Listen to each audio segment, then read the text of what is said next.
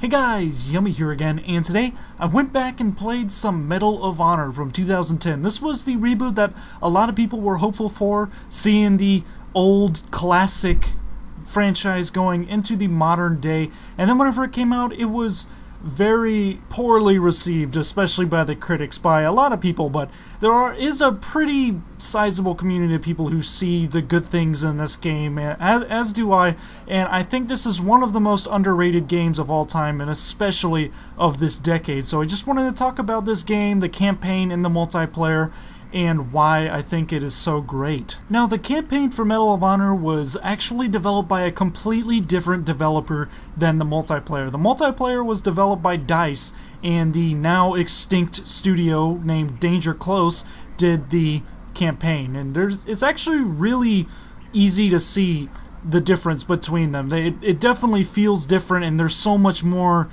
depth and UI options in the single player, and a lot of different interactions and player movements and stuff that is not in the multiplayer. And it feels like a different game, but this is definitely not a bad thing. I actually think this is pretty good, because I think campaigns should be like this, compatible with the multiplayer, because there's definitely some visible similarities between the two, but it is separate. It is its own entity. It is something that you can buy the game only for, because 2010 was definitely like the end of the era of buying shooters for just the campaigns, because that's once upon a time that is how it was. Like Halo and Medal of Honor, the early Medal of Honors, that was how it always was. You would buy a game for its single player, not for its multiplayer. And whenever it came to Medal of Honor's single player, a lot of people and critics thought it was too boring, or they thought it was too hand-holdy, because you basically are following people around the entire game. But this is really kind of a vehicle for telling the story,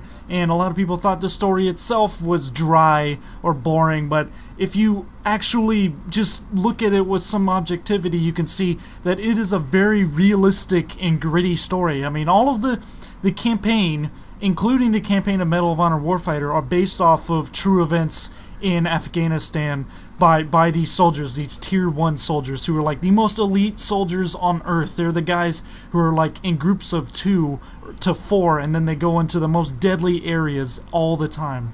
And this sort of story was a real break from the standard FPS story, which is usually about a group of soldiers, like standard soldiers, like regular army or marines. That's what the usual FPS game campaign was about. And this one is really special forces oriented. You're just put into these really random situations where you're playing different characters and different Tier 1 squads. So you end up marking targets for AC-130s, sniping, doing these awesome long-range sniping segments, or just doing the standard run and gun segments, and even stealth. There's numerous stealth segments in this game, so this game does have a lot of things to offer for standard FPS fans. There's even a couple of missions where you break from the Tier 1 look and go back to the Army Rangers, sort of a standard segment, and this is because it's like showcasing the heavy-hitting hammer of the US military in Afghanistan, I guess. And the fact that this realistic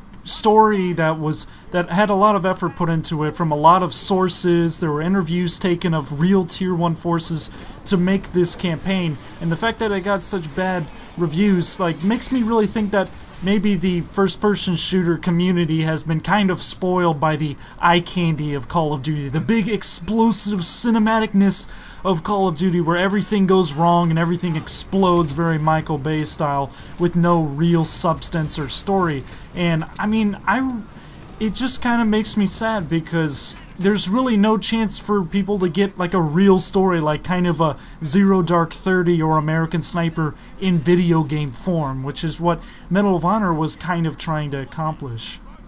And finally, what I wanted to talk about the campaign is, yes, it is a very linear campaign. There are practically no segments ever where you're gonna have options to kill enemies as you please, except a few times in some of the stealth missions. But a lot of people think that this is a terrible thing, but I really have to point out that that's how all old first-person shooter campaigns used to be, and it was completely fine. But now all of these open world games that are starting to penetrate every single genre in video games is just starting to ruin it for everybody. Like, I miss really good linear story-driven campaigns, which used to encompass all first-person shooter games, which is why I think open world games are starting to kind of ruin the first-person genre, because now you hear for every single trailer for every game how it's such an open, vibrant world that's all dynamic and everything, and 90% of the time when the game comes out,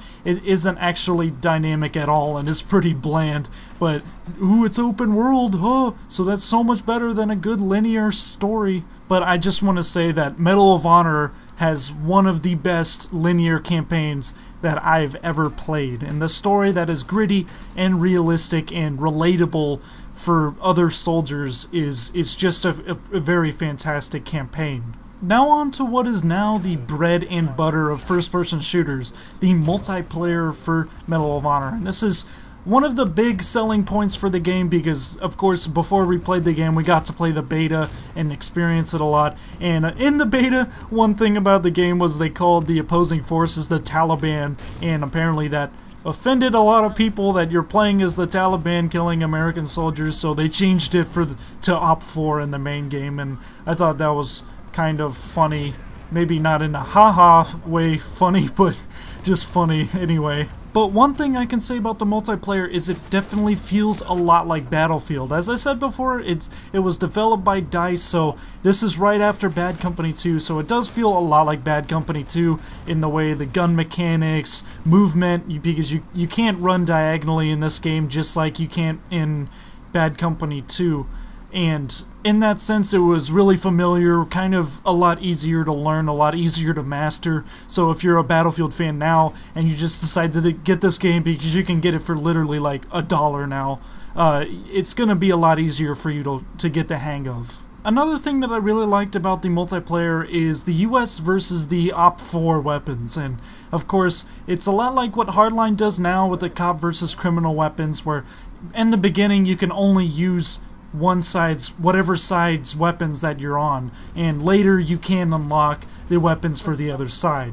And the weapons did feel different, but again, they still were balanced. Like the AK was less accurate than the M16, but it was also more powerful, and the M16 was of course more accurate, easier to use, but didn't do as much damage. To me, the guns feel good in Medal of Honor. There's a really slow time to kill, but this just increases the impact of skill and the fact that headshots are very important. Whenever you get headshots, the time to kill is cut in at least half. It can be really quick if you get headshots, but really long if you don't, because, I mean, there's one part where I get hit like 1,000 times and I don't die because they're all barely glancing off of my body instead of headshots, and then I turn around and kill the guy pretty easily because I managed to get the headshots, and it emphasizes skill a lot more than a really quick time to kill, and that's something that I tend to prefer. And just kind of a visual thing. It's not really that important in the swing of things. Is I love the look of the explosions in this game. Never have I seen explosions that look so awesome. And since this is the same year that Black Ops came out, I can compare it to Black Ops pretty easily. And I remember going into that theater mode that Black Ops had and just seeing this one moment where there was an explosion, and the explosion was literally just a bunch of little brown circles, like little brown spheres all over the place, and that was the extent of the explosion. It looked really cheap and really stupid. And then you see the explosions in Medal of Honor, this awesome dust and debris, chunks of debris flying everywhere in different directions, and it looks really realistic. It adds so much more atmosphere to the game, and I wish they would use this type of explosion in more games. It's kind of just a novelty. It doesn't really have anything to do with the meat of the game itself. Medal of Honor has, to me, probably the best audio I have ever heard in a first-person shooter. The guns are so blunt and powerful sounding in this game. I've never had the same audio experience that I've had in this game. It is an absolute orgy when you're wearing headphones. Like, just the sound of firing an assault rifle is amazing in this game, and it still has to date the best audio that I've ever heard in a video game. So I really wish that DICE would try to emulate this sound in perhaps Battlefield 5, because it is extremely realistic and really awesome.